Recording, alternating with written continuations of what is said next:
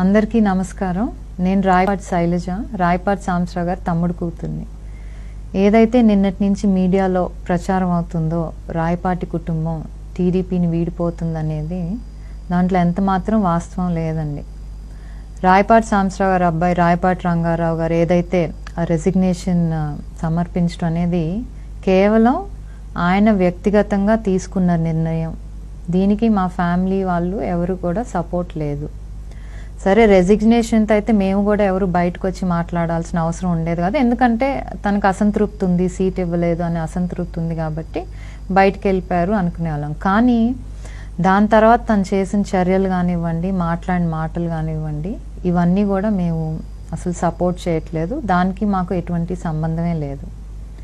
ఇన్నాళ్ళు నచ్చిన వాళ్ళు చంద్రబాబు నాయుడు గారు కానివ్వండి, లోకేష్ గారు ఇన్నాళ్ళు మీకు నచ్చారు. 2014లో నుంచి ఎప్పుడైతే కాంగ్రెస్ వీడి 2014లో టీడీపీలోకి వచ్చామో అప్పటి నుంచి కూడా టీడీపీతోనే కలిసి ప్రయాణిస్తున్నాము. ఎందుకంటే వాళ్ళ ఐడియాలజీ నచ్చింది, టీడీపీ వాళ్ళ ఐడియాలజీ నచ్చింది, వాళ్ళు చేసే అభివృద్ధి కార్యక్రమాలు నచ్చినాయి, చంద్రబాబు గారి విజన్స్ కానివ్వండి, వాల్యూస్ కానివ్వండి, అవన్నీ నచ్చే ఆ రోజు ఈ పార్టీలోకి చేరాం. మరి ఈరోజు మనకి సీట్ ఇవ్వట్లేదు అనే కేవలం ఒకే ఒక్క బాధతో కానివ్వండి, కోపంతో కానివ్వండి, చంద్రబాబు గారిని కానివ్వండి, లోకేష్ గారిని ఆ మాటలు అంటాం మాత్రం చాలా తప్పు. దీన్ని మేమందరం కూడా ఖండిస్తున్నాం. అలాగే శ్రీనివాస్ గారు ఎవరైతే ఇంతకుముందు జెడ్పీటీసీగా తీశారో ఆయన కూడా సపోర్ట్ చేయట్లేదు. సాంబశివరావు గారు కానివ్వండి, ఎవరు కూడా పార్టీతోనే ఉంటాయి. ఎందుకంటే మేము ఆ సంస్కృతి అనేది ఏదైతే అవసరానికి ఒక పార్టీ వీడి ఇంకో పార్టీలోకి చేరటం అనే సంస్కృతి అయితే మాకు ఫ్యామిలీలో లేదు. ఒక విలువలు ఉన్న ఫ్యామిలీ. ఎప్పుడు కూడా కాంగ్రెస్లో ఉన్నా కూడా ఎప్పుడు టీడీపీ వాళ్ళని ఎక్కడా తిట్టలేదు, చంద్రబాబు గారిని దూషించలేదు.